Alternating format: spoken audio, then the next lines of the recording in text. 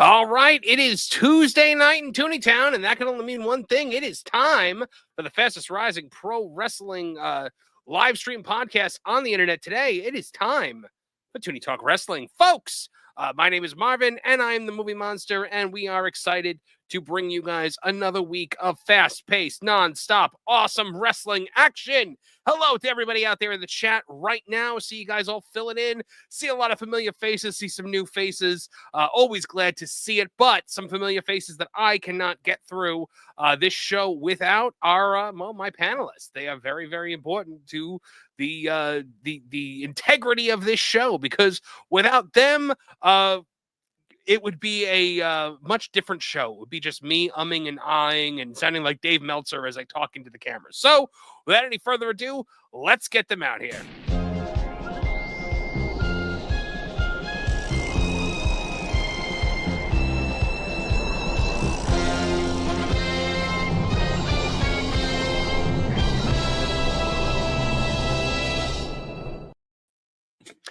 Kevin Apollo, my good friend, welcome back to the show. Brother. What's going on, man? Oh, yeah, Tuesdays are crazy. I need to. Something's got to go from Tuesdays, and it can't be work, and it can't be this show. So I do entirely too much on Tuesdays. But yes, just life is busy, life is grand, and back this week I had recorded. We were live last week while I was in the great state of Tennessee. But back and doing it live yet again. And also, folks, we cannot get things done without the cynic of our group. Yes, there is one among us that is the full-on cynic, and he is the one and only Awful Wrestling.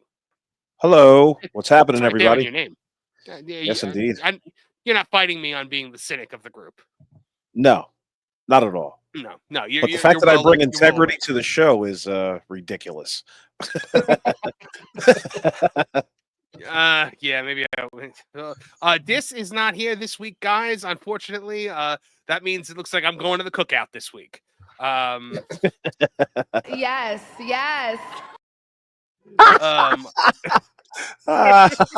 That's a good one.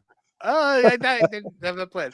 All right, so guys, if you can't tell from our thumbnail, we got to talk a bit about the Rey Fenix situation. But first, John Williams checking in with a $20 super chat. Hey Marv, when are you going to tell the story of how Triple H tried to ruin the wedding because you wouldn't let him be your best man? And now you stopped him by telling him that being a best man means Triple H would have to put you over. Man, John, that actually is pretty good. That sounds like something I would use. Let's be real though. Triple H's like best man speech, if he was the best man at like Sean's wedding, would have probably been, like, I remember the first time I beat Sean. You're nothing. That was like, you're nothing, Sean. You rode my coattails for years. Might be one of his better promos. One time I was listening to one of his promos in his never-ending Shawn Michaels feud of the early 2000s. You guys remember, right? It was just non-stop. It would not end. But I remember him like cutting the "You're nothing, Sean," and I was like, I bet you he leaves this like on his voicemail every single night. My goodness. All right. If you guys want to have your comments and questions read aloud on the air and be a part of the show, just super chat in along. We do take breaks in between each news story to bring your super chats. We leave no super chats behind. If you super chat it, we will read it aloud on the air. And also we break for super chats of $50 or more. So if you were to super chat $50 or more, we stop whatever we're doing and talk about what you want to talk about. So just let us know. Let us know that in that way. All right, guys, Rey Fenix. So now we talked a little bit about this last week, right? The fact that Tony Khan is essentially holding him hostage. Yes. Yeah. Who saw this twist coming, though? Oh, that he would start talking about it? Yeah. So it's apparent he hasn't signed an NDA. Well, no. I'm surprised that it wasn't an offer of like, hey, I'll release you, but you have to sign an NDA. Like, does he really think that Rey Fenix going to the WWE is going to somehow shift the balance of power more than it's already shifted? I mean, there's absolutely no one in his employ that could give WWE more of a lead over AEW than it already has. Well, he's in the throes of desperation, though. No one ever gave him the Governor Tarkin speech with the tighter you clench your hands, the more systems will slip through your fingers. Talk. Mm-hmm. It's like, what are you really getting out of keeping this guy on the contract, bro? You haven't used them in forever. No, so who cares, and you don't have the WWE marketing machine, so you're just not going to make the money they're going to make off of him. You're just not, or else you would have done it already. Yeah, definitely. This is one of those things. Go ahead, Marv. I'm sorry. No, go ahead. Go ahead. I was just going to say that what Rey Fenix brings to the table for WWE is, again, like I think we said a few times, it's a lateral move. But the fact that he's given bad press to AEW is why all of this is happening. That's the only reason. Well, yeah, and they want that toy money. Hunter wants that toy money. Yeah. We're going to sell some masks. We're going to print a bunch of toys and wrestling buddies. Mm-hmm. We're going to give you a silly catchphrase to say that you can ride to the bank for the rest of your life. Yep, that's absolutely true. Well, and look at here. Rey Fenix, Mexican on X. I needed a doctor, and you ignored me for months. Months, guys. Bro, that is not. Yeah. I wonder if it was under the promise of, like, if you do get injured or what have you, you can use one of our doctors. And he tried to call him up. Everybody. Mm-hmm. AEW is the Canadian healthcare system, apparently. Yeah, right. Oh my goodness. I know there was another Phoenix tweet that now I. Yeah, he made comment that somebody's comment was accurate or somebody's post was accurate. Yeah. I'm gonna have to do a search. I thought I had saved it in my bookmarks. Apparently, I did not.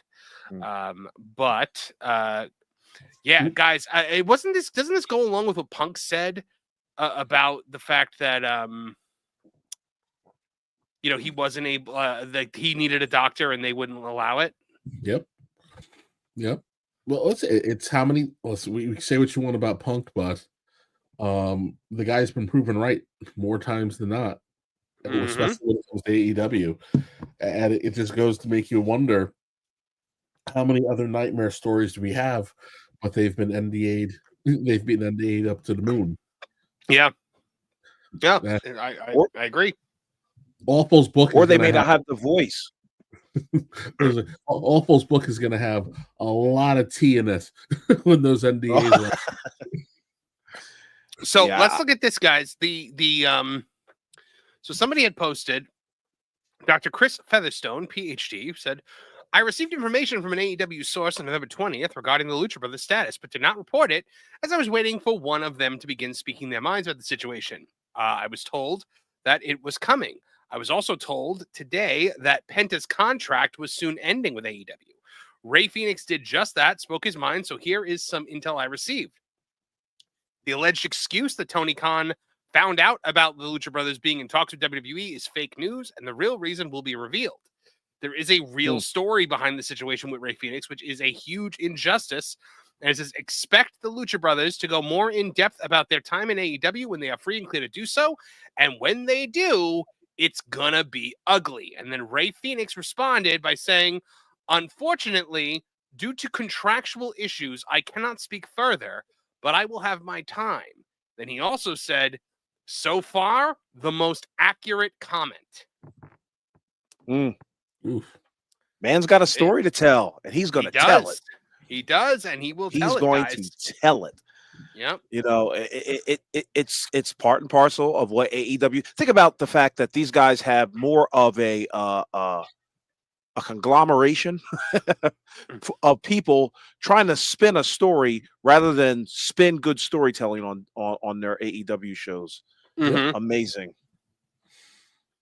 Yep. That's where the priorities are. What can be said? But again, it's just the stunning lack of self-awareness and hypocrisy. Because remember Free Ali? You guys remember that? Oh yeah. Free Ali was a huge thing. Free Ali, Free Brody, Mm-hmm. all the other ones. You know, it's like there's a difference from creative having nothing for you, or listen, or even we got to be honest, right? Vince just not seeing it, right? Yeah. There's this Vince just not seeing it, and you know, so you're just kind of hanging out getting paid versus not getting medical attention when you need it, and then having it used against you when you technically should be out of there. Right. Mm-hmm. After making you'd never do that. People were literally contacting the Saudi prince about Ali, saying WWE was holding one of your people hostage. And were they going to negotiate them? And now these same people are like, well, yeah, Tony's within his rights to make the contract longer, but he's not going to use him. That's the thing. He's going to keep him off TV. And at the end of the day, it's the stupidest thing because you're not in direct competition with the WWE. You're never on the same night. Their success does not mean your failure. So what does it matter to you if these two guys who you're not even using are going to I understand if it was like Kenny Omega. You know, I would understand if it was a main guy that you can still get a lot of use out of and you want to use them to, you know, put some guys over even on the way out. But I mean, this is a guy you weren't even using. Mm-hmm. An injury-prone guy who you never use. And listen, at this point, I wouldn't be shocked if Omega decides to look for greener pastures. He clearly has more love for Japan than he has for AEW at this point. Yeah, really. Oh yeah, 100%. Now, guys, if you look at this, now Dave Meltzer is reporting that AEW reportedly added a year of injury time to Fenix's contract. So he said, Rey Fenix got a lot of time left. I'm not exactly sure how long, but one of his friends told me like a year as far as injury time that they've tacked on. And obviously he wants to go to WWE and he can't go. Thank you, Dave, for that insight. They all could have told you exactly that. Yeah, really. I remember hearing that news a few weeks ago. Yeah. You know, when it rains, the sky gets dark and cloudy. What can be said about the Mr. Fenix? He's got to wait a few more months, and in that time, they're already making the mold for the toy. They're getting all it does is prolongs the WWE, you know, working towards his great grand debut that it's either going to be on NXT or SmackDown or whatever. Right. I just had to put up Jonas's comment. Jonas, you troll. That's Jonas J. Campbell from That Park Place. Please lose going to talk about Doink. I would love to talk about Doink if he was alive. But you know, Matt Bourne lives on in all of our hearts and minds. Yes, indeed. I make sure I put it up because I was like, oh, Beard might think he's a troll and ban him.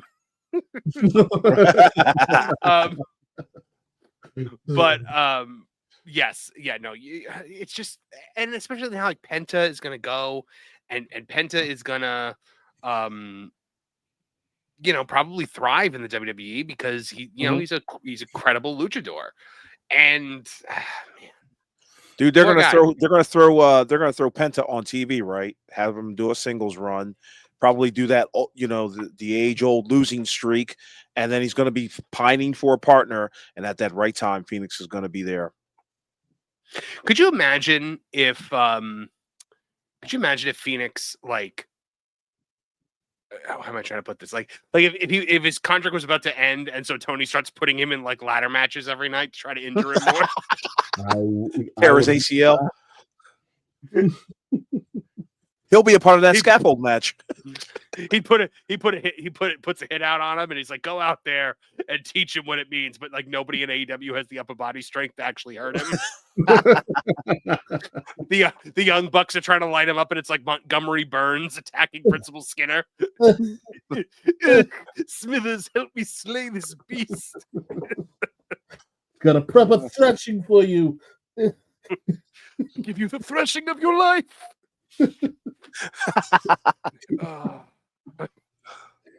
I can see that being Tony attacking somebody. Tony is kind of Mr. Burns, isn't he? Watch out now. Tony's been working out. He showed a picture of his arms or whatever. Oh, not too long ago. Are they big? There's a golf ball in there. He didn't say where, but Yeah. Trap. Now the AEW fans are all screaming, "Oh, it's because of contract tampering." You know, he's holding him to it because WWE did contract tampering. We all know WWE doesn't actually do contract tampering. Tony Khan does contract tampering. That's how Jeff Hardy magically showed up in the WWE the day after he got Jeff Hardy, MJF, Thunder Rosa. Mm-hmm. Yeah, take your pick. But hey, listen, it's not a bad business move. Let's face facts, gentlemen. This is what happens in business. I mean, it could be a little bit of Phoenix's fault for, tweeting, and drawing attention to it. But the problem is that Tony Khan has now drawn more attention to it. Now, here's my question. By the way, Ray Fenix also said, here's another one. Because I'm trying to pull. No one stays in a place where they received inhumane treatment. That's really interesting. Boy, and they use that inhumane treatment. Yeah, I mean, they love that. They love that little buzzword because that's where they let fly. Like inhumane. What are you talking about? You get paid millions of dollars and you get to sit at home. Yeah, but if you're injured, now you've got a problem. Yeah, and if they told you that you could use their doctors. And the man's out golfing for 8 weeks in a row. I mean, come on now. I guess this is the only place you can let fly is on Twitter or Instagram. Well, the other thing that sucks about it too, though, is depending on your age, again, AEW is where equity goes to die. If I'm stuck at home, ring rust is a thing, and ring rust comes fast. So the older you are, the longer it takes for you to get your sea legs back. That means they're losing. He's purposely making people lose money. And the longer you don't do this, the less accustomed to it your body is. So you're putting these guys in a position where you're going to randomly call them back, and then they're going to go out there and get injured. And now you're going to tack on more time when you already didn't take care of them. Like, look at the silly Dan Hewson thing. Just tell the little nerd to come back to work instead of letting him work on the TV shows. Right. My question is now. Here's my question, guys. AEW has a lot of these. Now, some of these guys have downside guarantees, but a lot of them work on a per appearance rate. If Phoenix has that, and he might not make any money. Well, that's the other thing. I'm sure he can't be one of the ones who's on that crappy deal. That was really more for like all the indie guys they never should have signed. But again, though, you're stuck into this contract and you just don't get used. I guess maybe ROH is the end around for a lot of these guys, but yeah. Either which way, if you're not working, you're not making as much money as you could be making. So now you're taking away my edge. You're taking away my body's ability to thrive. And you're hurting my pocket. I was literally about to be like, who's taking away Ed? Wait, Edge is leaving? But now I see what you're saying. Well, Edge took himself away. You damn right he did. Sorry, Kev. You go continue. No. That was the meat and potatoes of it. It's just I will not be shocked if at some point in time you see AEW get smacked with some massive lawsuit. From talent, from talent who wants to get out of there, who can't get out of there. Gotcha. Right. Let's talk about the next step. How do you think the Luchadors will fare in WWE once they get there? That's a good question. That is a good question. I mean, look, I think as a tag team, they would have fared a lot better than just Penta on his own. Mm-hmm. I think that they're gonna, they might run into some trouble, and by the time he actually gets there now, by the time Phoenix gets there, they could be a tag team. What if this hasn't gone well? El Dovio is still around. You might throw them in there. Oh Oof. gosh. I know. I hope they're brought in to dismantle the LWO. That would be awesome. I would like that if they dismantled the LWO. Yeah, just come in as heels. Just like what the NWO did when they came back. Yeah. I'm sorry, Jonas is distracting me. What did he say now? He's on fire in the chat. Why, Jonas? Why are you here? Like, you don't watch At least come wrestling. on. Edge does his best work with Bono. Turn off the dark with subpar. Lord, oh my goodness, that is really funny. No, He's entertaining me. Penta's a big boy, so I think he'll be okay. And listen, if this was Vince era, I'd be like, this is going to be a disaster. Mhm. Vince's bizarre version to foreigners not being able to speak English is just puzzling. He'd have them on lawnmowers, Kev. Zipping down the ring. I missed the lawnmowers. That was fun. Yeah. People are misremembering how over the Mexicools were, though, for their very short amount of time. We're and not crazy. Mexicans. We're Mexicools. We're gonna call you the Mexicools. Great curtain jerkers for main event. and Psychosis and Super Crazy had a nice run. They had a nice run. Hoovy, They did. Hoovy's Hoovy. I was just sad that we never got the juice was loose. Yeah, We never got Hoovy in. We never got Hoovy in the Rock. Yeah. I was just waiting. Like, can we finally get your Hooventude? You were down south fighting some jabroni named Hooventude? To Jericho's credit, Jericho immediately responded with, I took his mask. That was really fun. And that was back when like references to WCW on WWE still popped me like huge. because no other wrestling existed. Yes, because outside of like the Billionaire Ted skits, just or the Jim Cornette rants. My goodness. But yeah, guys, it's so hypocritical. Tony went on record by being like, hey, if you don't want to be here, you don't have to be here. And this just feels like it's coming from a place of spite. Where else would it come from? I mean, that's his whole MO. He's a spiteful human being. And the sooner people recognize that, and that's the whole thing. That's why he plays ultra defense when things like this come out. Because he has a perception he wants to uphold for everybody, and it's just dying day by day with each and every tweet and each and every press conference. It's just the image of Saint Anthony, Saint Tony, good guy Tony, Mr. Wonderful Tony Khan. That image has just been chipped away, and now he's just a Vince McMahon who can't get laid. Now he's Tony Cobb. Yeah. All right, guys, we got a few super chats to get to. Let's see. Dial C4 for $5 says, how many promos do we get this week saying how great AEW is, best company, how AEW is the best wrestling company this week? I guarantee you there's going to be a rah-rah AEW situation coming very soon. Has to. Because they're getting way too much negative press. Well, Dustin already did one. Right. He didn't do a promo, but he did a tweet. He'd have to be on TV to actually be able to cut the promo. Yeah. He'll just read off his phone.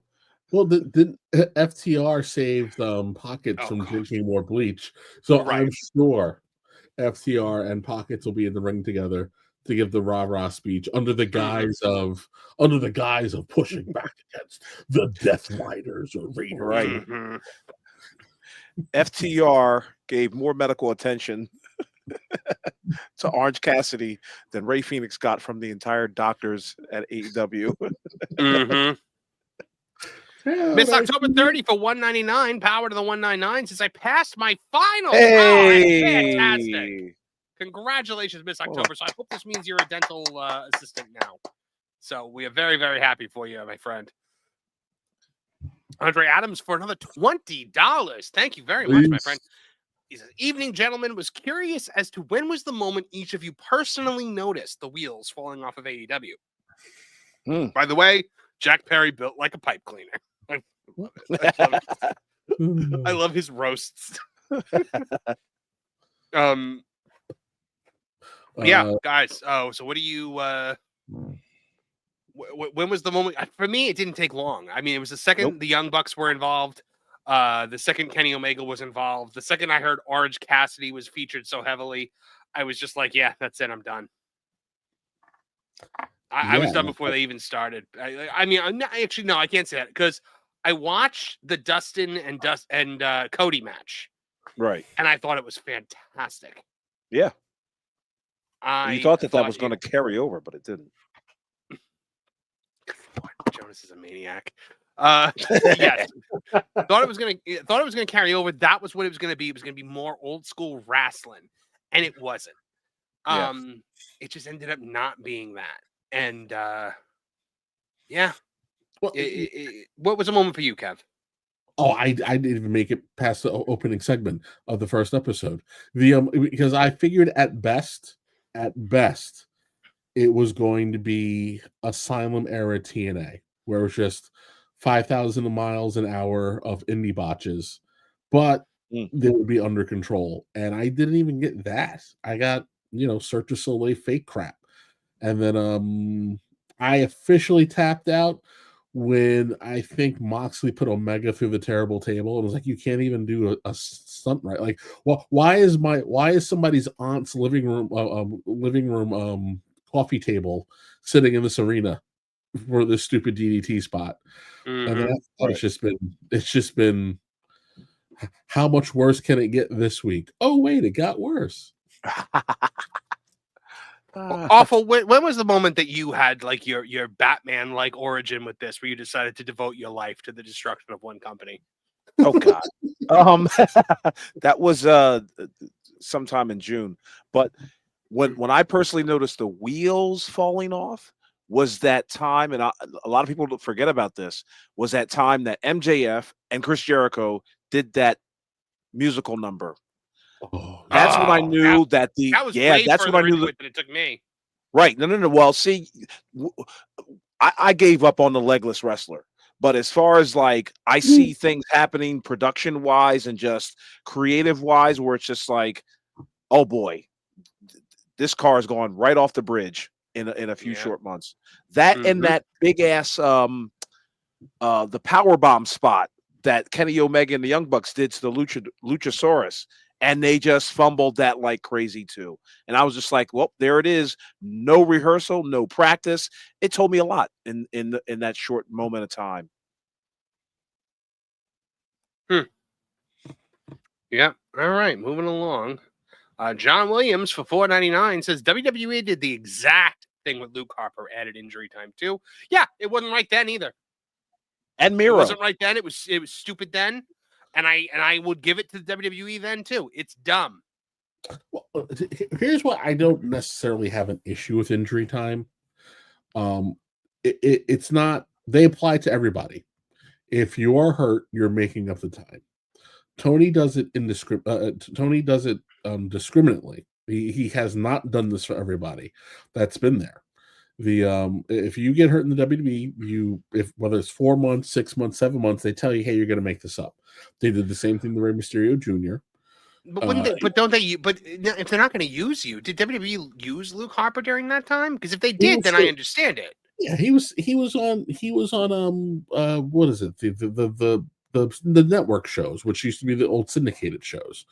So he wasn't on Raw, but he was still on TV. So you're being used. The difference is the thing is Tony does it and he doesn't use them, which is just wasting more money. Because if somebody was out for a year and you paid them for a year and then you hold on to them for another year and don't use them, that's stupid. It's insane. Look at what is Miro? Was Miro injured the entire duration of his contract that he's still there? Unless he signed a 3,000-year contract, because the dude should have been released by now. But then at the same time, though, they did a thing. I lost my train of thought. Sorry, I'm trying to do like 10 things at once, and I'm completely losing it. At the same time, here's the thing: Beard hits it on the head. Tony is the one promising he would never do the things that Vince did. So why it's almost like it's understandable from a business perspective if you're going to use the talent. Yeah. But it's the fact Right. that he said he wouldn't do it. His fans crucified the WWE for doing it, and now he's doing it because Right. it's spite, and he's doing it out of spite.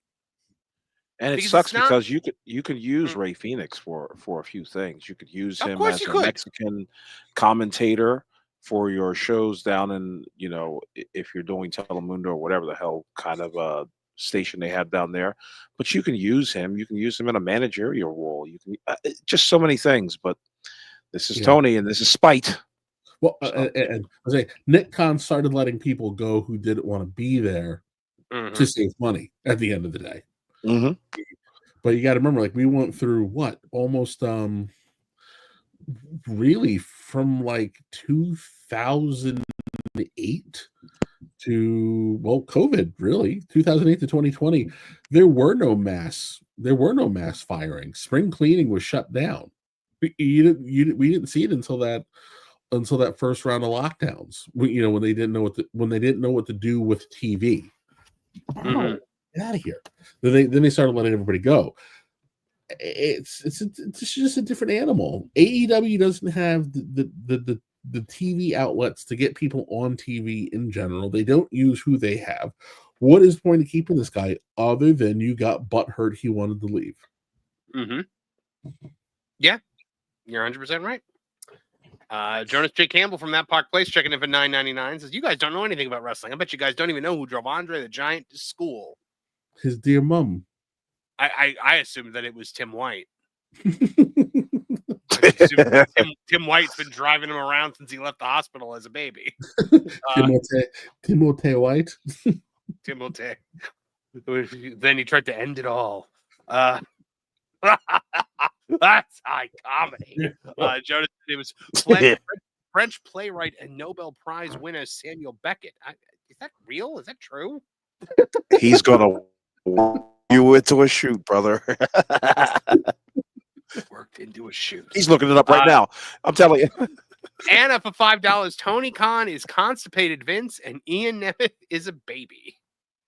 Oh my goodness, guys. All right. So the next thing we got to talk about, guys, AEW All In tickets went on sale today. And instead of just, selling the tickets, they decided to do a big event around it. And tell me you have a visual. I do. Please. I do. In pure AEW fashion. In pure AEW fashion, it went about as terribly as it could go. It's just chef's kiss how bad these things go for them.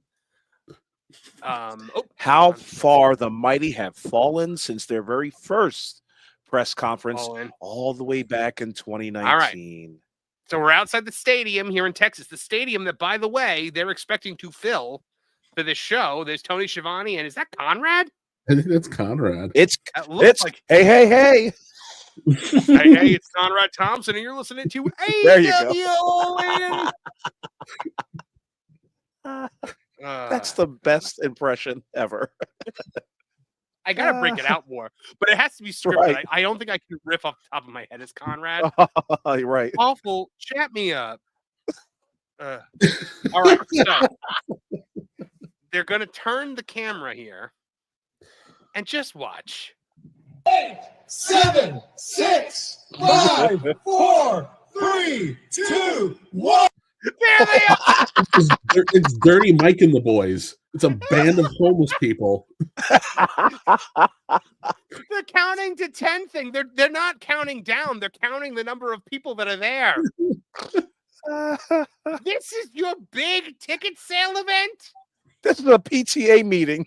Yep. It's not even a PTA. I've been to better attended PTA meetings than this. Who's selling the Girl Scout cookies? Whoever turned that camera to the crowd ought to have been fired. Mm-hmm. You're done. You're so out of here. So on the official stream that they did on YouTube, which, by the way, they counted down to for like 20 minutes. Yeah. Like it was this big thing. I noticed in that they never showed the crowd. Never. And I'm like, that's weird because WWE would normally do like a sweeping shot over the crowd and show all the fans like. Oh yeah. And then I found this video on Twitter, and I was like, oh my gosh, oh my gosh, like it's literally. I'm trying to see if I have the clip set up. There are dozens of us. Yes, I don't have it on here. Dozens. There are dozens of us. Dozens. There are dozens of indie workers here who don't have day jobs. Yeah. How many of those guys are indie workers? How do you think? Well, we see Denise Salcedo right there. Is it really? I think so. So some of them are probably indie workers. Some of them are probably press. How many of them are actual fans? 6. Meanwhile, Tony Khan is running around backstage like. Everybody hands go up, and they stay there, and they stay there. Oh my God. Yep. That's the line of people who are going to buy tickets. Is that what that is? Like, were they just It's there gotta to watch the be. press conference? Or are they? Shivani asked them, "You guys here to buy tickets?" And they all said in unison, Yeah. yeah. Well, let's see what else happens in this 22-second clip. Yeah! Yeah. Are you guys gonna buy tickets for ON? Yes! Wait. Yes! Wait. Yeah. What you is see he it. doing there? Didn't What do he you mean, get what is he doing murdered on TV? Hey, Isn't listen. he supposed to be laid up in a full body cast somewhere because John Moxley fed him bleach and left him laying in the middle of the ring after trying to suffocate him with a plastic bag? And he's out there right now being like, yay, I'm wearing a blazer. And a t-shirt. I'm sorry, if you're going to present your press conferences as in character, in gimmick, nonsense worker stuff, then all of a sudden we're supposed to suspend disbelief that Bryan Danielson is fine, but for some reason has not come back to seek vengeance. He was just recently revived. That's all. Wait, Dragon Balls? Someone found him in the arena, and they pushed the button to revitalize him. Now he's back. He has to reclaim all of his loot. It's cyborg Bryan Danielson. And there'll also be Eradicator Bryan Danielson and Teenager Bryan Danielson. And Jacksonville is going to end up being Coast City. Oh my goodness! Look at that setup, by the way. But, $1 billion company, they tell us. Yeah, I've been to Comic Cons with better setup than that, with a lot more people. There was a funeral for a crackhead down the street just a month ago. There were more people down there. And look what they're doing! Look what they're doing! Is that a Lucha Deadpool? It certainly is, and I'd like to see him compete. Totally taller than half their roster. Yeah, really. So they brought Danielson out and immediately had him do his WWE thing. Oh God, this company. Hey, I know that chant. Well, it's just like they all hated John Cena, but they all do the "You Can't See Me" along with him. Yeah, ridiculous. Oh, it gets worse. Yeah, did you watch the whole thing, Marv? No, I did not watch the whole thing. I just watched the stuff to see what happens. But I just saw this. Hey, it's Big Boom AJ and Bryan Danielson, the American Dragon, and we're coming back to Globe Life on July 12th for AEW All In to bring the boom. Is Bryan Danielson coming to bring the boom? Is he? Because I thought he was, in other world training with King Kai. They will bring him back for this show. They will bring him back for the show. By the way, what you're seeing right there in the background is exactly what the arena is going to look like on the day of the show. Exactly. Yep. All right. So that was a future feed, not a live feed. So do you guys think this show actually happens in this arena, or do you think it pulls on Australia and they end up having to move it to a smaller venue? Hold on. Before you go there, we need to talk about what's happening in this shot right now, because here comes the Boom Costco hot dog guy. Mm-hmm. Is apparently enough of a draw for AEW that they just put him into a promo with Bryan Daniels, or whatever the hell his name is, to advertise a show. Not Moxley, Not Nope. the Young Bucks, not Private Nope. Party, Not Adam Page. not Adam Page. Not Swerve Strickland. No, he was there. He was there. Oh, he was there. He was there with right. So he was there with Lashley. And there's Yeah. a picture of like Tony Khan between the two of them, like looking nervous, and it was like, I've seen this porn. So I just want to point this out.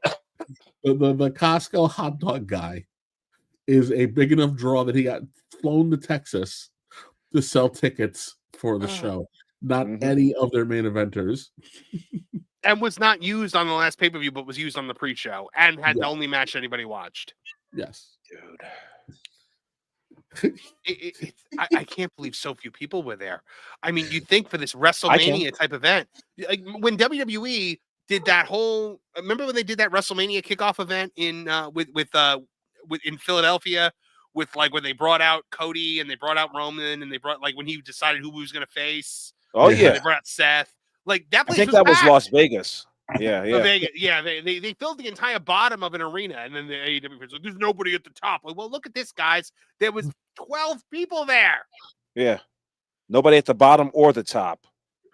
Bunch of homeless strays came to see. They got free sandwiches afterwards. Yeah, they walked up and was like, toy. oh, maybe someone's giving out soup. Yeah.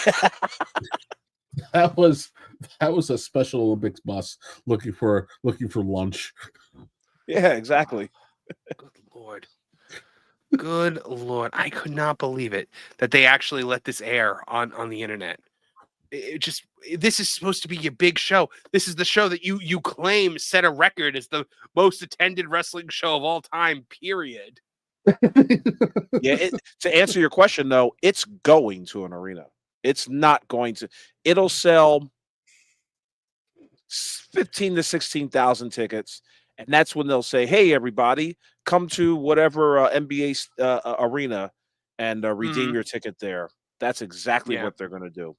It might. It might. Do you think they'll get the 17K? No, I lied to myself. Apparently it says they've already cleared the 1.25, according to Dave.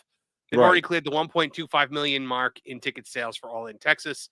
The number is now their all-time highest gate in North America and third highest gate in company history behind the first two All In events at Wembley Stadium.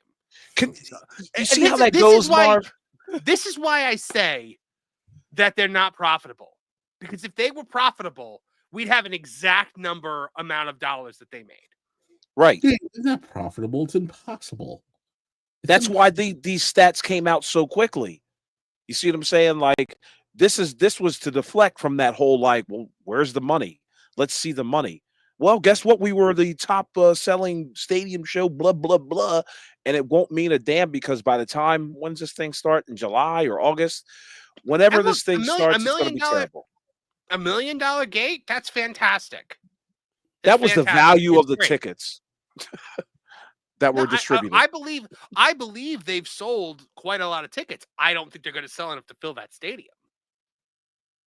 No, they won't fill the lower rung of the lower seating.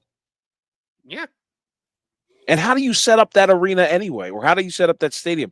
Historically, baseball stadiums, and I think it is a baseball stadium, historically, they always look like, oh boy, I was about to curse. They always look like crap. Mm-hmm. And so I'm curious to see how they're going to set up their stage and all that when the outfield is wide open and the ring is on home plate. Like, I don't understand that setup. I'm going to give it to him, though. $1.25 million is a great take, and it sets a record for them in North America. Great. And, good for them. If this show didn't set a record for them in North America, that would have been a problem. It's time to go. It's time to pack it up. It's these types of stats that these guys are going to bite their ass in about 6-7 months. Like, we're going to come back to these exact stats and be like, okay, so now you've got since then you guys have made another $30,000. You know what I mean? Like this thing is not going to sell tickets, and these stats will come back to haunt them as they always do. I guess we'll see. Yeah, I guess we'll see. I mean, look, we got to be honest though too. A lot of those seats got gobbled up by big companies, Ford, Coca-Cola, local spots to give radio to their stations. employees for free. Yeah. So fine, they sold all these tickets, but when we go to watch the show live, there's still going to be nobody there because no one's going to take these tickets. Yeah. It's like I want to see individual sales, not corporate, not corporate not corporate scoop ups. Who can they get to sell 35,000?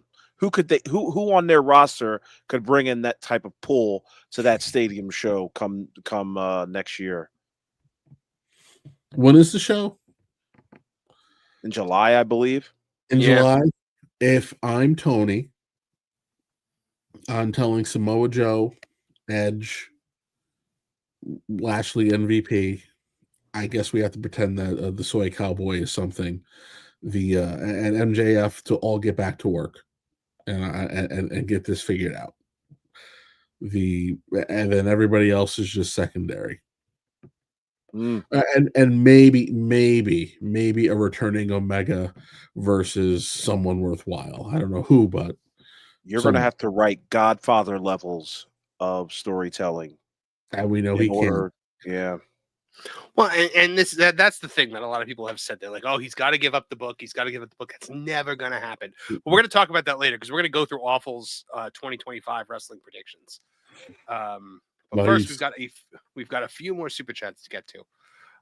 So BT23 says, do you think it's Tony Khan with these decisions, or it's somebody else in AEW making these decisions that are being fully done by Tony? It's Tony. I think it's Tony. Yeah. Yeah. Yeah, 100%. I think it's him.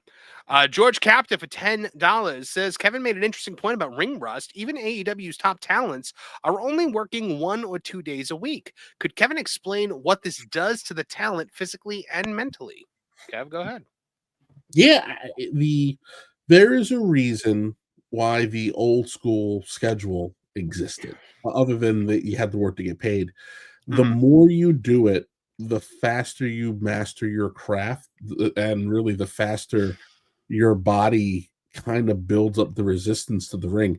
Anytime you bump, your body is sustaining a very minor car accident. That's what it's the equivalent of. So even if you don't bump for 2 weeks, the second you go back to do it again for the first time, everybody's like, oh, what the hell are you doing to me? And so you have to reteach it how to do that. So mentally, you stop the guys from, because it's also about confidence. You have to have the confidence in yourself to go out there to execute properly. So you're stopping guys from getting a rhythm, maintaining a rhythm, being comfortable with themselves, and really kind of being able to find a new gear to switch into when it's time to work someone different or someone who's more skilled to them, which is why you see a lot of these car crash matches. They probably don't have the talent. They don't have, not talent, not the wrong, I used the wrong word there. They don't have the confidence and they don't have the wherewithal to work different kinds of matches because they don't get enough exposure. Again, we see out a lot on NXT. Like I always talk about it with the NXT kids, and even specifically the WWE's women. Why I always say they need another show for these girls to get better. It's the same problem with AEW. They do these car crash spots because it's the only thing that they're comfortable with, because they can't tell stories, because they haven't learned how to tell a story, and ultimately it's a big part of why AEW suffers in terms of holding on to viewers and engaging the general public. You put it on, it's Cirque du Soleil, the bodies don't look great, it's just kind of silly, or you see really like just stupid mistakes being made that should not be on live TV anywhere. It's the lack of in-ring time. There's only but so much you can do at practice. You got to go live. That makes sense. By the way, this might be shedding some light on the 1.26 million. That's why, you notice they said 1.26 million. They didn't say how many tickets they sold. Exactly. I just noticed that. Exactly. Noticed that. Yeah. LK pointed out, you need to look at the all-in ticket prices if you want to laugh. They're selling VIP tickets for over $1,000 a piece. Wow. That was going to be my next question. How much are these blasted tickets? Mm-hmm. Okay, that makes a lot more sense. And there you go. That's your Silicon Valley crowd. They had all the money. They got their super nerds to go. Mm-hmm. BT23 for 5 says, seen better crowds for Texas Rangers games. That's the reason why I don't trust AEW to do well for All In Texas, unfortunately. Is that who plays at the stadium they're in? Is it a baseball stadium? Good question. I'm not sure which stadium it is. I'm not sure where the Texas Rangers play, but if it is, it would make a lot of sense because the pictures I've seen of Globe Life Field, it does look like it appears to be a baseball stadium. Whether for the Rangers, I'm not sure. Okay. But you said it's Globe Life Field? That's the name of it? Yes, Globe Life Field. I couldn't remember the name of it. So hold on, I'm Yeah. going to look it up real quick. Globe Life, who plays? I think it's a 40,000 seater, by the way. Texas Rangers, yeah. Okay. All right, so awesome. let's see. Globe Life Field capacity.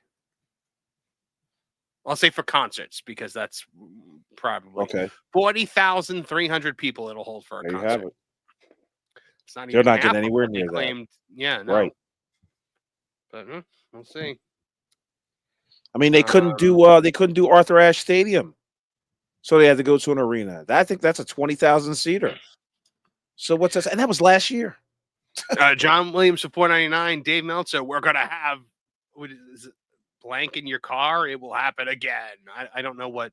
I don't get the joke. The dirty Mike in the voice joke. What? It's the dirty Mike in the voice. Do you want to do it? Do you want to do it justice then? No, because I can't say the word. You just say blank. We're gonna have blank in your car. It will happen again. Okay. All right, that makes more sense. It was a reference that I am not familiar with, guys. I am at a interesting crossroads right now because I'm very confused. Effy has made me very confused. I'm sure I'm not the only one. I think Effy has made many people confused over the years. I'm purposely wording it like this. I don't like Effy. I think Effy is terrible for wrestling. I think he's one of the worst mud show wrestlers out there, strictly because he is the guy the guy that put his hand down his pants while Jon Moxley choked him. Can we get before the editorial? Can you tell the audience who Effy even is? Because I have no effing clue. So, how about that? I just did. Effy is a gay wrestler who basically comes. He's a gay wrestler who essentially does an Adrian Adonis gimmick, but it's okay because he's actually gay or something like that. Right. He virtue signals, but he portrays every negative gay stereotype there is. Gotcha. I was gonna say fetishizing grifter. Or that. Like Nick Beards just said, Effy sets the LGBTQ movement back 40 years. He's the one. He's the one. Remember, there was an image of a guy on an indie show where Moxley had him in a sleeper hold, and he had his hand down his pants, and he was touching himself. Oh, okay, that guy. Effy acts like the guys in the old "Beware the homosexual" PSA school videos. Yes, from the 50s. They lurk by vans by the river. So don't go down there, little Billy. That's right. Effy's in town. That's right. Effy is a homosexual, and you know what that means. He's the one that did that that spot with Marco Stunt where the sex toy was essentially inserted into his face. He was going to do a show here in New York. That the commission actually did its job for once. I was shocked. But on the poster to the event, it was a rubber phallus made to look like Lucille. So oh my there's god! barbed wire nails sticking out of it. Not a glowy thing. Careful at the indie show, little Billy. Yeah.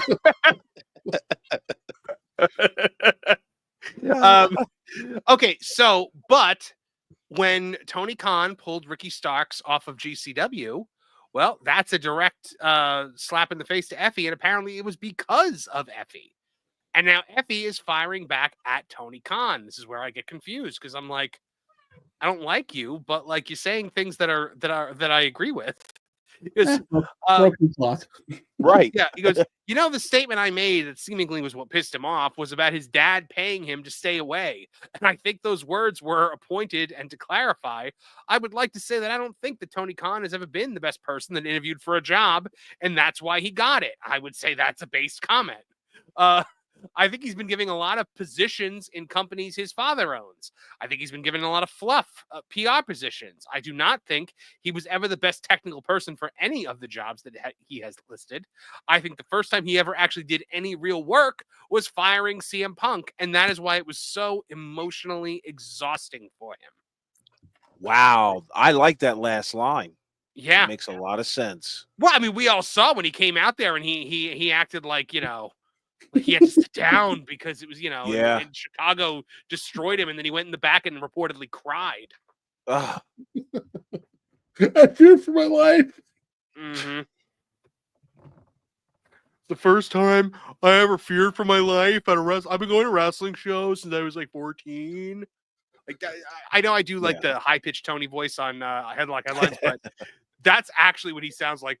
And I feel like we do a lot of stuff. Like we do a lot of great stuff at AEW. Like, yeah. what is his name? The guidance counselor from South Park, Mr. Mackey. I'm going. Yes.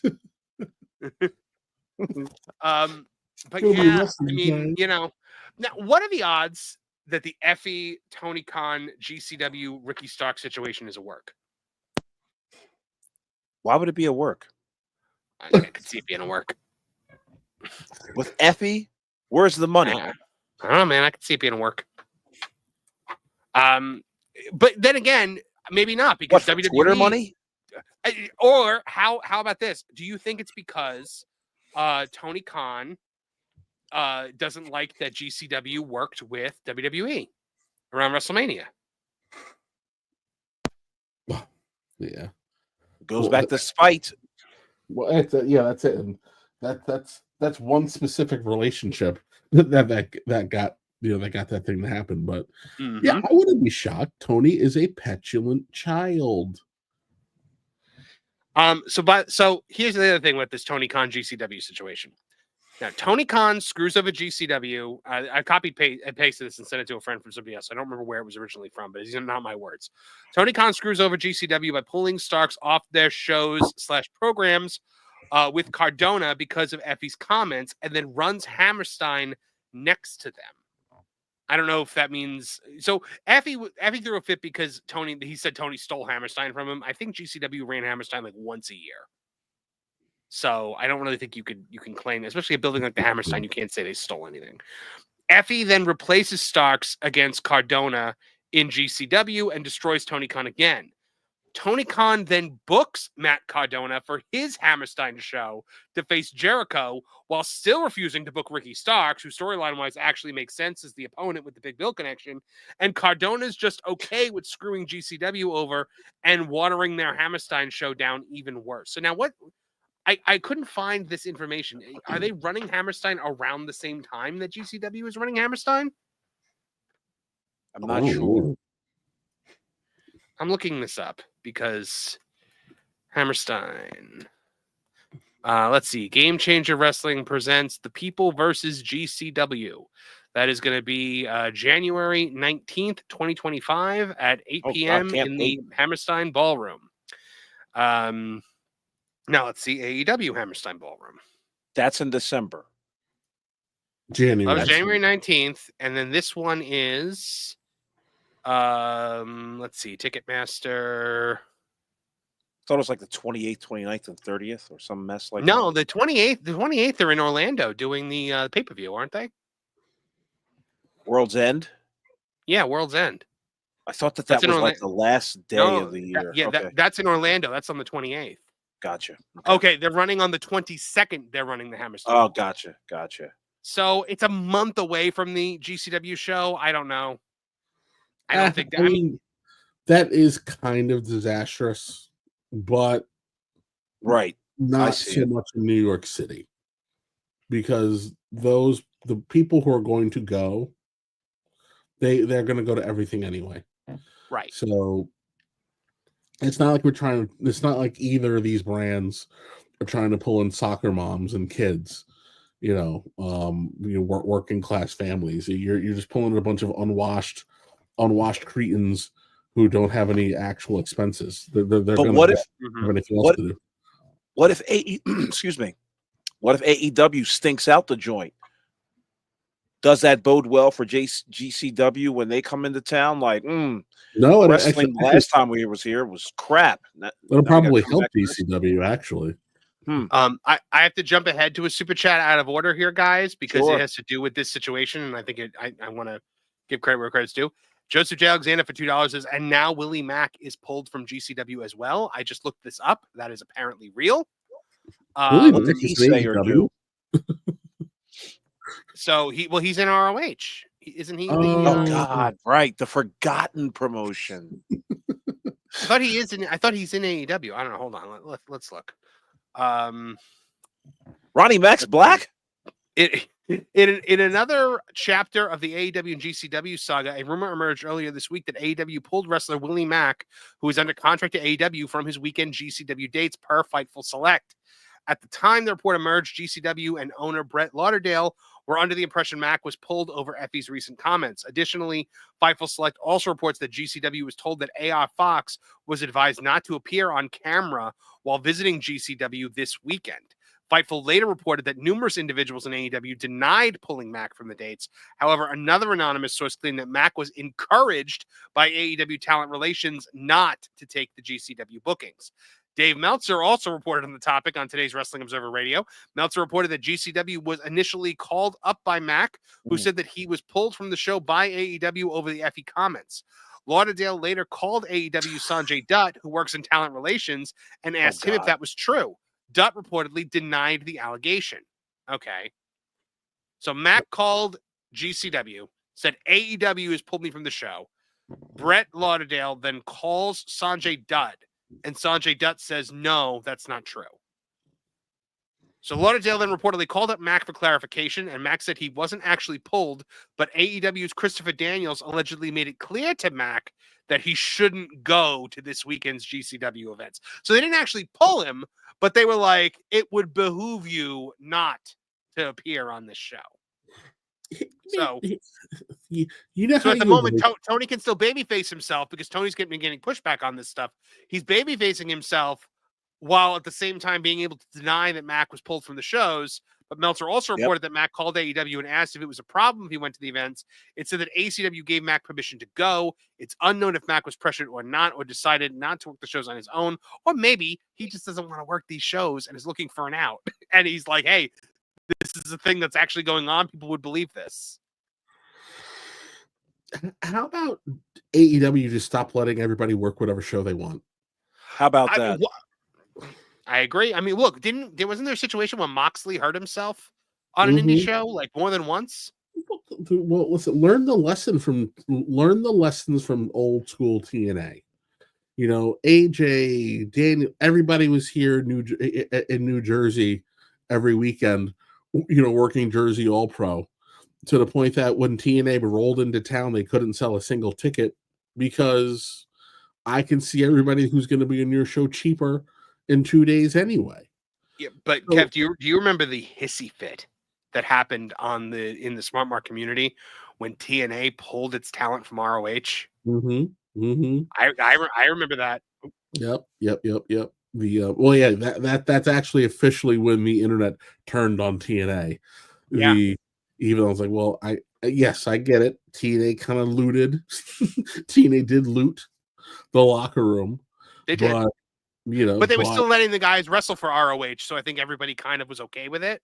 Yeah. Because I remember seeing AJ in ROH while he was the NWA World's Champion. So it's just at some point in time you got Eddie Kingston getting hurt doing some nonsense at an indie show. Moxley's getting hurt at an indie show. Your talent because they're so desperate for attention, will do dumb things at indie shows. How about you just do no shows that have any kind of national coverage, and leave it at that. And How about no guys, shows at all? Well, no shows at all. But again, they don't pay the guys enough. They don't pay the guys enough to not do indie shows. So either figure out. Yep, that's what Aviotic Witness said here. The AEW guys would never work. That's why they need to do. That's why they need to do house shows.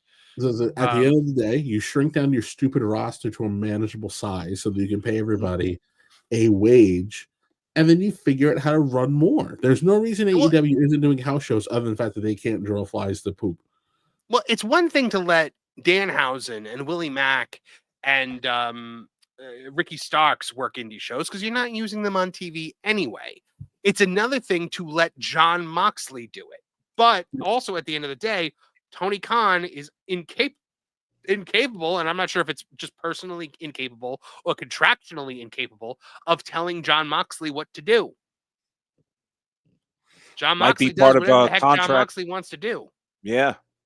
Could you imagine the guy's in the main event of your pay-per-view and you're letting him go to this indie show in the Northeast where he's going to do a death match with Nick Gage? Yep. And for what, $600-700? Can I admit something that's gonna make people think less of me? I love Nick Gage. I love Nick Gage, but I don't love him I don't love him as a wrestler. I love him like the way I love Superhuman. Like I'm like, oh, what's this idiot gonna do to himself next? I can't look away. I love to see it.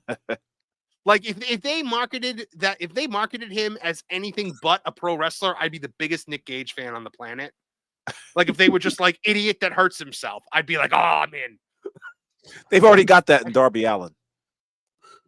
Yeah, well, I don't enjoy that, but with the exception of that one match that he had that we really liked. Yeah, but yeah. Okay, so Rapid Wolverine LC Killer 17 for 5 says all the controversy AEW is in. Do you think it's time for them to go away? They'll never go away. They will never ever go away, and we'll talk about why in a second because it kind of mixes in with something we're going to talk about. John Williams for $4.99 says AEW ended working with AAA after Conan criticized Tony. Noticed AEW worked with CMLL immediately. That is true. Within the hour. Yeah, it was crazy. Yep. And Wasp 17B for $5 says here's money towards a cat cam for Kev. We don't. The cat doesn't need a cat cam. The cat just likes this camera. You might want to get in on that, Kevin Apollo. Those cat cams, they bring in views, boy. They certainly do. 10,000 watching live. What? By the way, Boris brings up a good point. Nick Gage is also actually a decent human being. Like I mean, yes, he's been to jail and he robbed a bank, but I've seen like the way he is with his fans, and he's actually really cool with his fans. So I have a modicum of respect for Nick Gage. Again, I just don't consider him a professional wrestler. And somebody once was like, Nick Gage can actually like get in there and work. I said, shh, don't tell me that. Don't ruin it. Don't ruin it. Yeah, like because if you tell me that, I'm gonna get mad. I'm gonna get mad if you tell me that. Just like I got mad when I see that the Young Bucks and Orange Cassidy know how to wrestle, because I'm like, oh, so it's not just that they can't; it's that they know how to and choose not to. Right. So like, don't tell me that stuff. Let me live in blissful ignorance. That'd be like saying the Sandman is an amazing technical wrestler. I don't want to hear that. Nobody got time for that. Just drink the beer and hit someone with the stick. Yeah. That's what we're here for. Oh my goodness. Okay, guys. Moving back into the bookmarks that we've got here on X. It's you know what? It is that time again, guys. It is time for a little segment that we like to call. If I can find the clip, a little segment we like to call.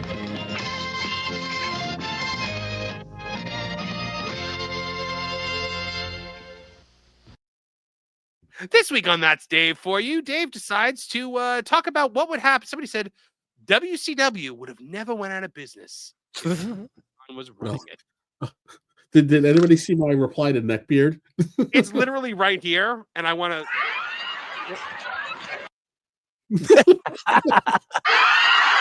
Jeez! Oh, you could have warned me that was what was in there. What did he say? Nothing I can repeat. Kev? It's well. The second word was please, and the first one was okay. I already know. I love it. So Dave goes. So somebody says WCW would have never went out of business if Tony Khan was running it. Now I agree with this statement, and I'll talk about why in a minute. But Dave says I've never thought about this or thought in general. But it's probably true. I mean, we'll never know. We don't know if it would have had the assent, but if he opened the checkbook and signed the top guys and treated them well, maybe we would have. Okay, first of all, WCW's problem was never not opening the checkbook and signing big guys and treating them well. You had Uncle Ted Wallace. You were fine. Yeah. Yeah.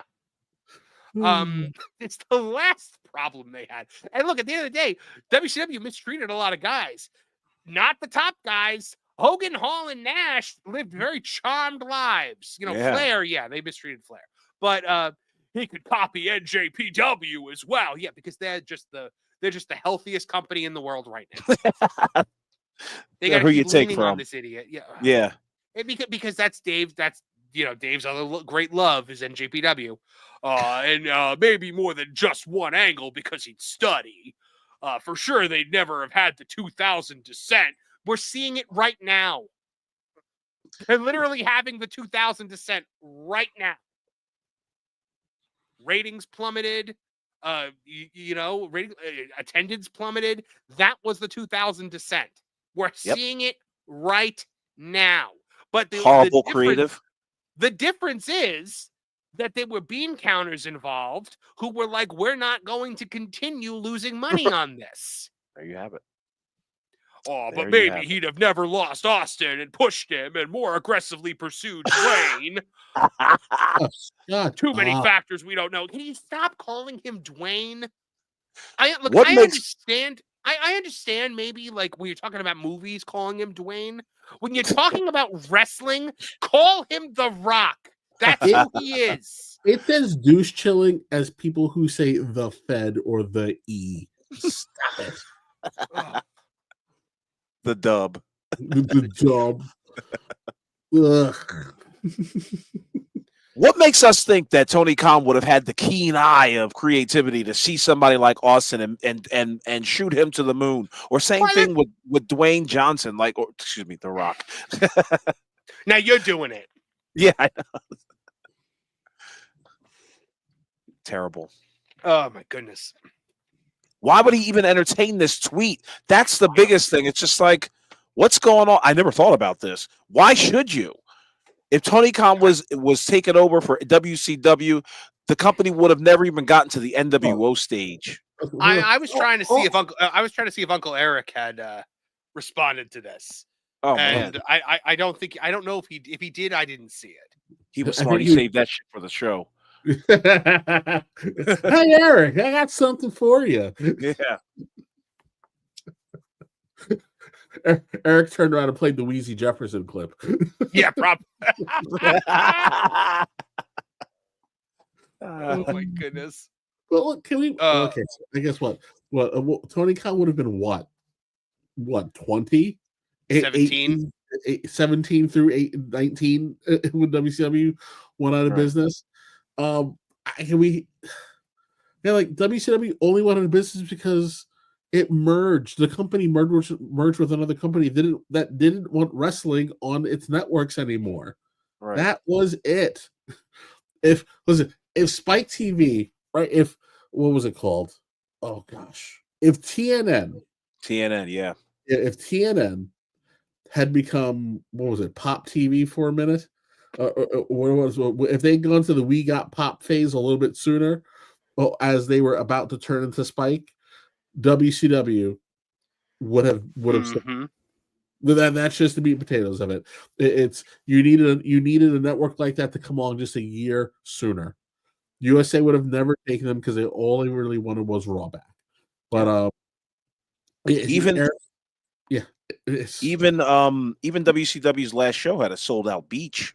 I mean, they were still generating ticket sales, and they were using fireworks at last show. So Yeah. they had money. They had money. If WCW didn't go to business, I think Starrcade was going to be in Yankee Stadium. So How about that? So it's like they were in. Gosh, I would even say honestly, in terms of the public zeitgeist, they were in better shape than AEW is right now, and they were on, they were dying on the vine. Right. So and they were still nationally known, Kev. They still had rock stars on their roster at that time that were still known to casual fans. Oh yeah, that's it. Who on the AEW roster who was not a former WWE employee can you send to feature on the Tonight Show and have anybody actually know who they are, or better yet, your local news channel? Yeah, I guess Mercedes Edge? is the only. Mercedes is the only one. Hold on, nobody would know who she is because she's Mercedes Moné. Yeah. Okay, but that's not the only little Dave bit that we've got here today. We also have a little video clip from our friend Dave. Oh God. Yeah, and then we'll hold on. Let me find it. What did I do with it? Where is it? Is it a video? Oh, okay. Dave? I see it. Hold on. Here it is. Okay, there he is with his stupid face. Look how little his eyes. By the way, look how tiny his eyes are. Yeah. I feel like his eyes are proportionate to Kyle Fletcher's ears. Yeah, they are tiny. Are his eyes small and beady, or is it just that his nose is so big? He's got drinker's nose, doesn't he? He's got the alcoholic swollen nose. At the end of the day, I'm almost disappointed that I made him a sock puppet. Because, I could have crafted a beautiful puppet out of that face. That haircut, that hairstyle. Pokemon. Here we go. The show on Raw Monday, and Sami Zayn and Punk are shaking hands, and I thought, you know what? Like, if Punk hadn't have gotten so mad at Cabana for all roads lead back to Colt Cabana with these people. It's not that big a deal. Why do they put so much importance on Colt Cabana? No. Vince cared so little about Colt Cabana. He named him Scotty Goldman. I was just thinking about that. A professional wrestler walking around with the name of Scotty Goldman. No one cares. CPA. Yeah. Oh my God! We need a name that fits your aesthetic. I want to say something so bad. It's what? No, I'm not going to say it. I'm just not. No, okay. You can't. We know what Vince was thinking. Uh-huh. But no. But yeah, what's this gentleman going to say? Yeah. All right. Going out to pizza with Kevin Owens and Sami Zayn, the entire wrestling business would be different today. Hold on. I don't know what would Punk hadn't have gotten so mad at Cabana for going out to pizza with Kevin Owens and Sami Zayn. Is that what the fight was about? Because he went out for pizza with Kevin Owens and Sami Zayn? I really doubt that's what the fight was about. His thoughts must go at light speed for him to be thinking along these levels. But they come out at the speed of molasses. Yeah. The entire wrestling business would be put on his head today. I don't know what it. Wait, so did he just basically give Punk credit for changing the wrestling business by going to WWE? Is that what just happened here? Is he admitting that Punk has actually turned things around? In his own sort of way, replay it again. With Kevin Owens and Sami Zayn, the entire wrestling business would be different today. I don't know what it would be, but it would be different because if there was no heat between Punk and Cabana, something else may have happened in AEW, and he may have blown his gasket about something else, and He didn't blow his gasket. It had nothing to do with Colt Cabana. Ugh. These jealous, vapid morons glommed onto the Cabana situation because it was the easiest way to get him. Yep. Back and to the left. Mhm. Back and to the left. Like you trying to piece through a Dave Meltzer segment is literally like trying to learn Chinese. They're the friends of this beady-eyed moron, and therefore, you know, that's the narrative he's going to go with. Would be different because if there was no heat between Punk and Cabana, I mean, something else may have happened in AEW, and he may have blown his gasket about something else, and may have antagonized somebody, and whatever. But I don't think it would be nearly that big. Also, get a damn mic stand. Sit at a desk. Like he's competing with Disco. Get a boom arm for your mic so that you don't have to. What are you cutting a promo? What are you, Dwayne? Disco lays in bed. That's what he wants. This is his moment. Yeah. I'm sitting dead center in my couch. This is my moment. I'm staring in my hard cam. My 40 hair slicked back. That's right. Freshly painted. That's right. Freshly painted and plugged. Oh my goodness. Let's see. He also said, somebody said nobody is currently battling with WWE, and if you believe WWE is in competition with any pro wrestling company right now, I got a horse to sell you. Jerry McDevitt wrote otherwise. Yes, because Jerry McDevitt found a legal loophole in a case that they were trying to make by saying that other wrestling companies exist, so that they didn't have, you know, they were trying to state that there is competition out there, but they are not directly competing. You moron. And just because a thing exists doesn't mean it's competing with you. Right. WWE well, no, did that. They used it as saying it was competition. Yeah, exactly. But come on now, what define competition? And you know Jerry McDevitt can do it. Oh yeah, of course.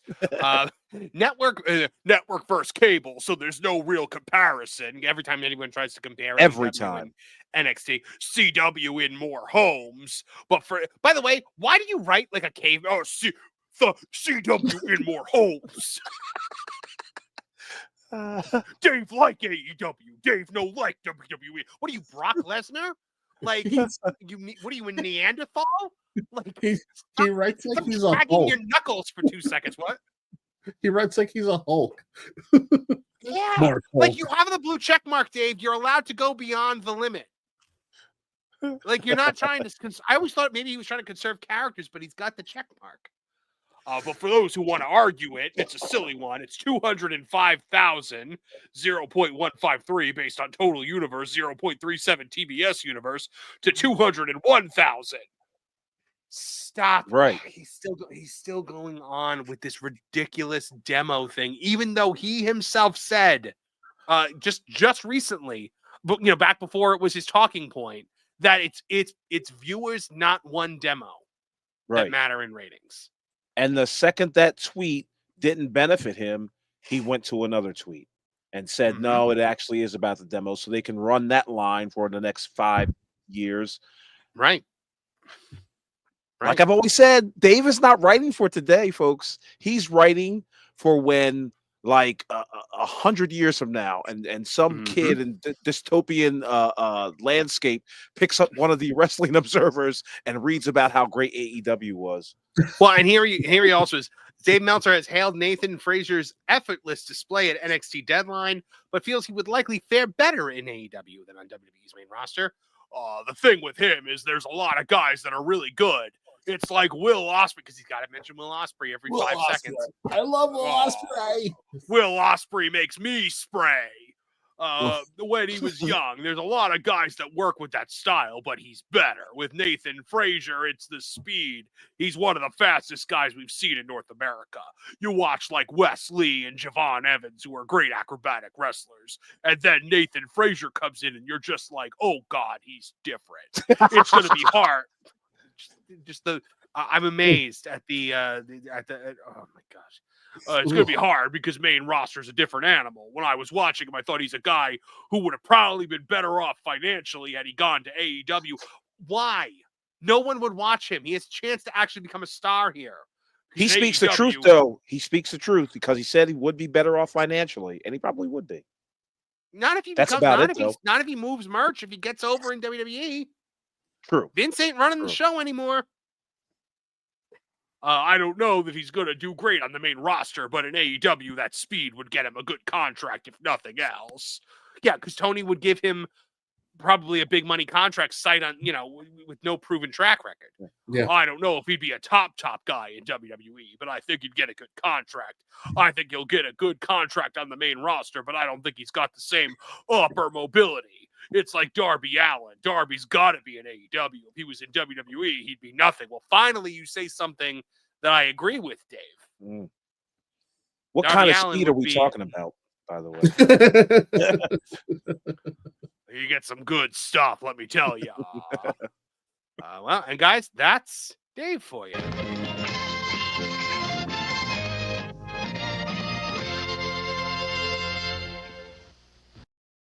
Adios mio. A couple more. I Am Desire checking back in. Oh man, been a few weeks of me missing, but hi friends. Hello, I Am Desire. Welcome back. We missed you, buddy.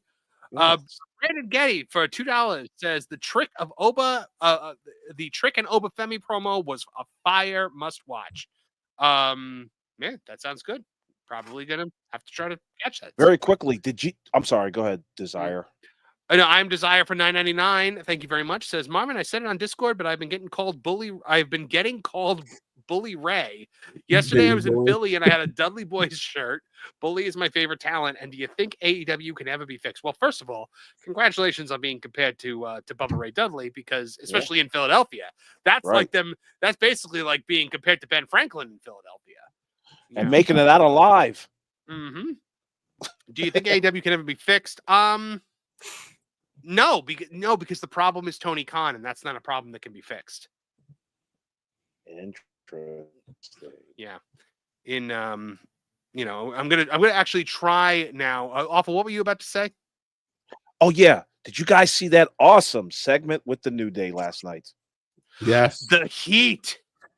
The Sheesh. heat they drew. Ooh. I knew it would happen. It was awesome. It was pretty incredible, I will say. For the first time, I'm a New Day fan. You've never been a New Day fan before? Never. Come on now. When those three jokers got together, I was just like, change the channel. Oh, Please. I was with you. I kept referring to them as the Dumbo Crows at first. Yeah. Because what is this? Why am I seeing this? And then we changed it a little bit. And I'm like, okay, I can be into this. They finally won me over during the rap battle with the Usos.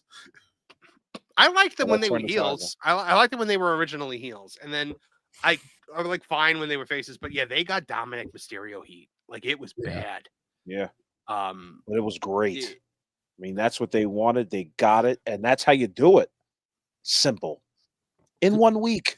In 1 week, Marv. Yeah. Like incredible. Beautiful, simple, patient storytelling. This would have never worked in AEW. It just would have never worked in AEW. Did you hear they wouldn't have turned Kofi? Did you hear Xavier Woods say the thing to like the one cameraman? He's like, "I know you're John Cena's little buddy." Yeah. And I'm like, "Wait, who are you talking to?" That was like an insider reference. Yeah. Then he took the camera, did his own thing. Great. Mm-hmm. Well, guys, we are coming up. So, you got to know when if Biggie is ever ready to come back. I mean, there's money to be made with him taking both of them on at the same time. Basically, I would love to see them do a handicap match because Biggie is such a big powerhouse. Right. I would love to see that. I think it would be a cool story to tell where he's like, "I'll take you both on." But we are coming toward the end of the year, and one of the things at the end of the year is people tend to make predictions.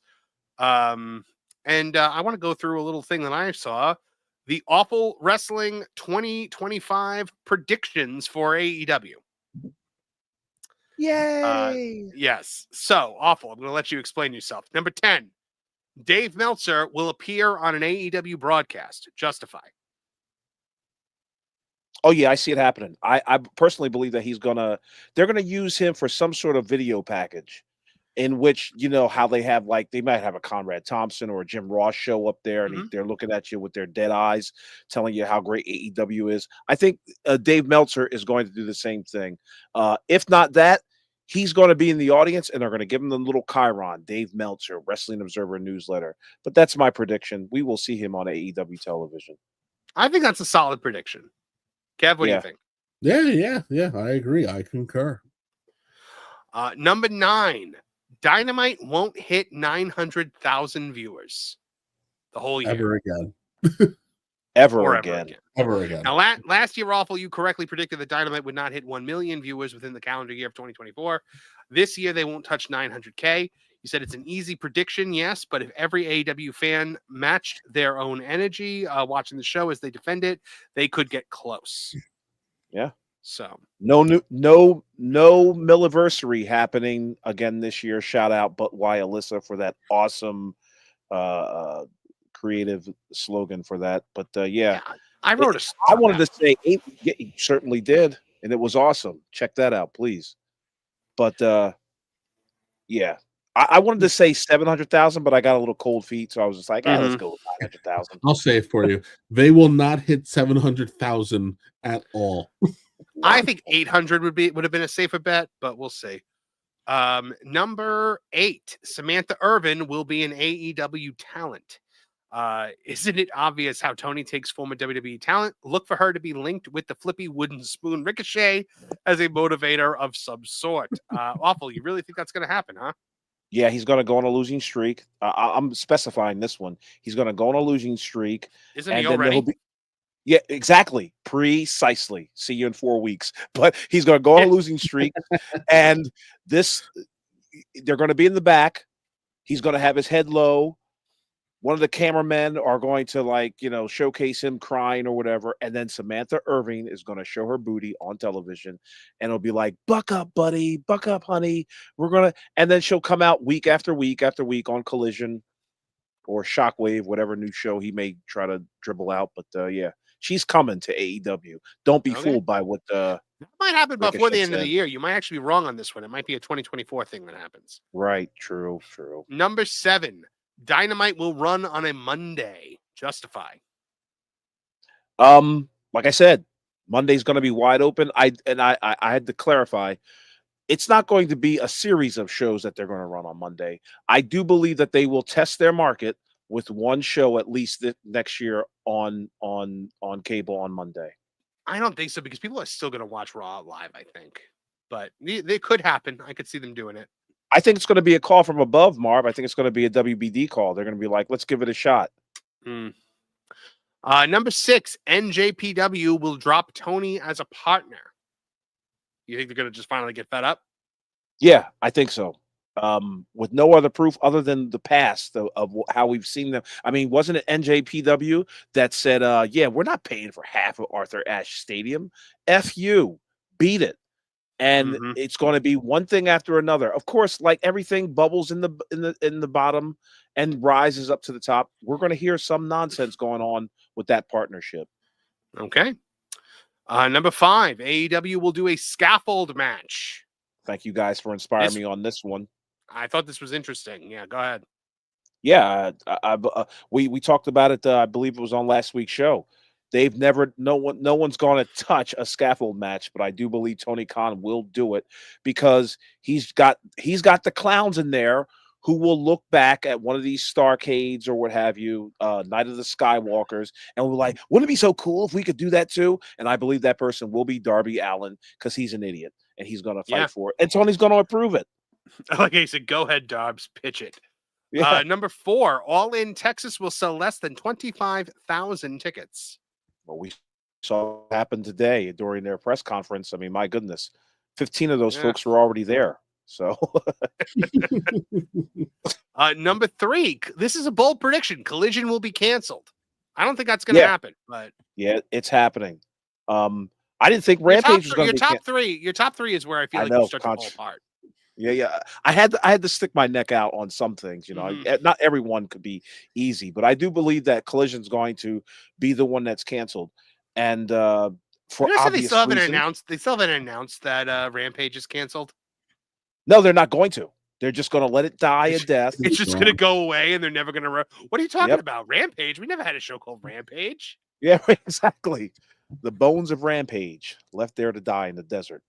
But Collision will be canceled, and you know, why would they want to keep it afloat? And as I said, they picked it up for 3 years along with Dynamite. I don't think it's going anywhere. Okay, it's still getting canceled.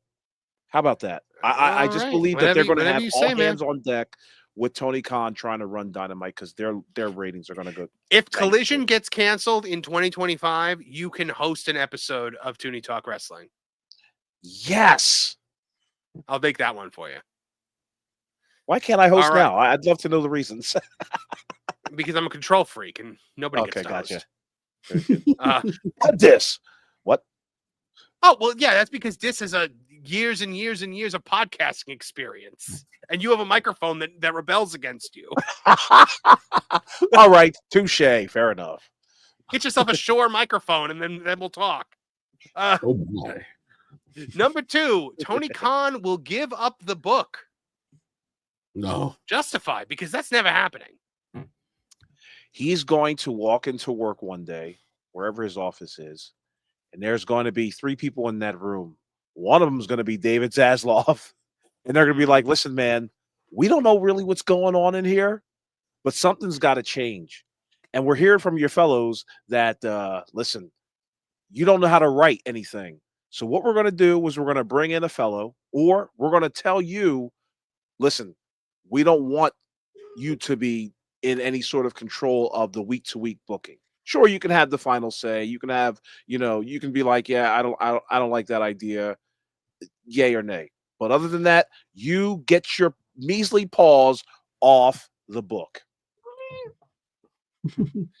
I mean, look, should he give up the book? Should he give up the book? Absolutely. Will he give it up? No, because he's only in this to book. That's the thing. And I've seen people like this before in the past. Like I've seen like indie guys who like they're literally only doing this because they want to write wrestling. They want to book wrestling shows. He's just doing it with billions of dollars. There's no incentive for him to continue doing it if he's not doing the thing he wants to do. Wait till those numbers get down to 400,000.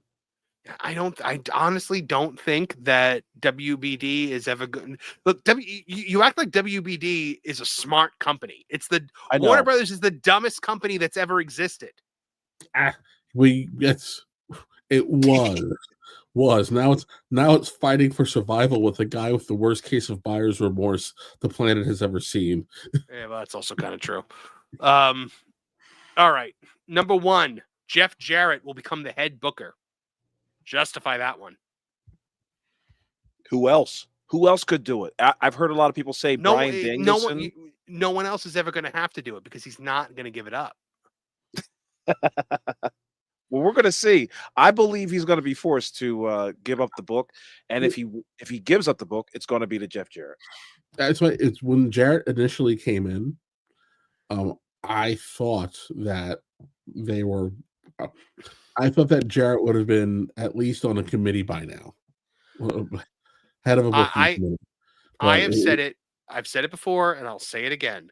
There's only one demographic in AEW that matters. It's Tony Khan's age 40, whatever he is. 42 or whatever. I don't know. But that's the only demographic that matters is Tony Khan's. And it's the same number of Tony Khans that enjoyed last week's show will enjoy this week's show, and therefore we're fine. Mm-hmm. There are no problems. I can see some kind of forced intervention though, if Dynamite does land under 500, because they're not going to want to dump it. But the 500 number is 500 is terrible. 500 is when you are at a point where it doesn't matter how well you're doing in your demos, you can't pull enough of a demo that anybody can actually market to it. Right. So once they fall below the demo, once they fall below 400, you're just you're just wasting time. And I get it. People want to say, well, cable's different and the cutting the cord. But when you look at how the bulk of a lot of the 2024 shows have been trending back upwards, you're starting to see a very slow inverse. People are getting tired of having all these streaming options, and they're starting to go back to cable. We'll take a simple show like what the heck is it called? Tyler Perry's Sisters on BET of all channels. Mm-hmm.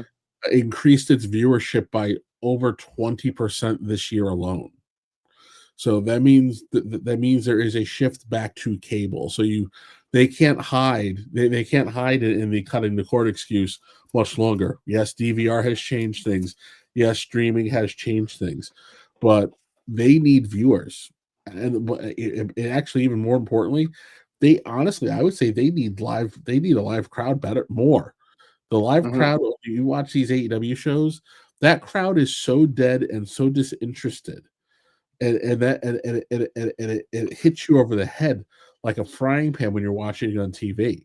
You can hear the one guy in the audience yell "boring" or order a bag of chips, and that just tells you that the show isn't worthwhile watching.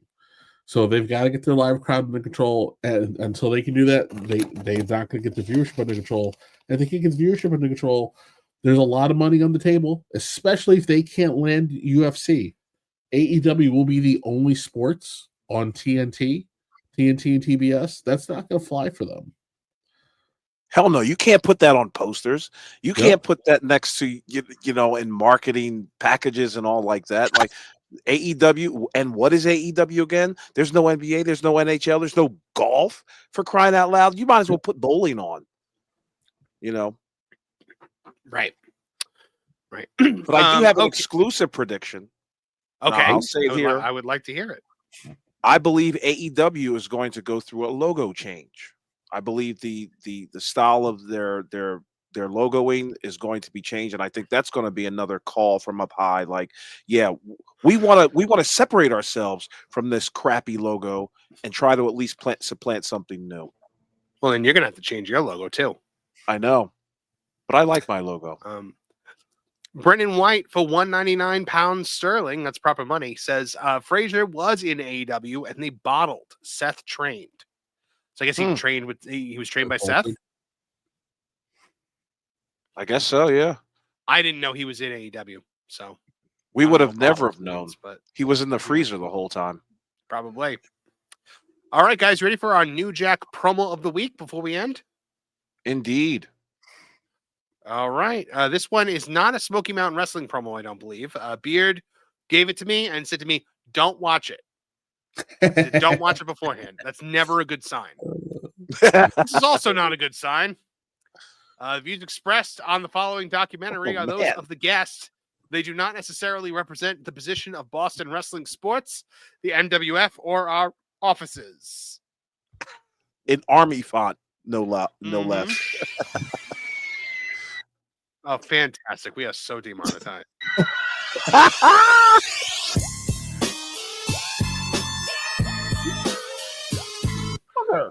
All right. No. Okay. We'll do one on her. At some point, she has a poster in her closet. Okay, so he's talking about Terry Runnels here. Dustin Runnels' ex-wife, Marlena. Right. Or Alexandria, York. Or her getting color. What? So she asked me one night. She said, Jerome, can I get color? So Terry Runnels wanted to blame? Yep. When is she working with him that she can get color? What are you talking about? Yeah, I don't. When did they ever work together? Probably on Did spot Terry shows and. Did Terry work outside of? Was she in TNA or something? Or No. She was like his manager on like these indie shows. That much I do. Obviously, they were dating as well. Were they? Yeah, they were dating. He dated Terry. He dated Terry Runnels. Yes, he did. Oh, well, if you wanted the opposite of Dustin Rhodes, I guess, here we go. So she got taller. In so many ways. Yeah. I should get color win. She's the one I'm sucking your dick. Wait, what? Okay, we've broke the fourth wall. Yeah, I'm I'm intrigued. I'm not, because this is not content that I really wanted to share on this show, but we're already committed. So. And she gave me a blade. And I gigged her. What? Had you do it? Huh? She had you do it? Yeah. Really? Yes. She gave me the blade. Was that from those pictures that she put up online? Oh no, she didn't put them up. But Jack, This brother, guy. I fell in love with you that day. If you, Wait. So she was going downtown and he gigged her? After she asked him to gig her. Well, yes, obviously, yes. It is a What? I I'm don't trying have to enough find I some don't have comedy out enough of time this. in my day for this. you just don't understand the hatred I have. Yeah. what? Wait, who is he? In That the... bitch didn't have no makeup. She was like a ghost. Casper the Friendly Ghost. Yes, she's like a fucking ghost. And I gigged her twice. Oh, for the love of And God. she got horny. Oh. What? She got Pause. my phone and deleted the picture. Pause. Hold on. Time out. But it was one picture Time out. where she actually had my dick. Okay, yeah, we're done. Yes. No. I'm yelling time out for a reason. What the hell were you thinking? Because I can see. Oh my Where this goodness. is That's going. amazing. It's an amazing story. I can't have that on the channel. You're too in shock right now to see what's happening. What's happening? What's happening? Just where the conversation's gonna go and how Yeah.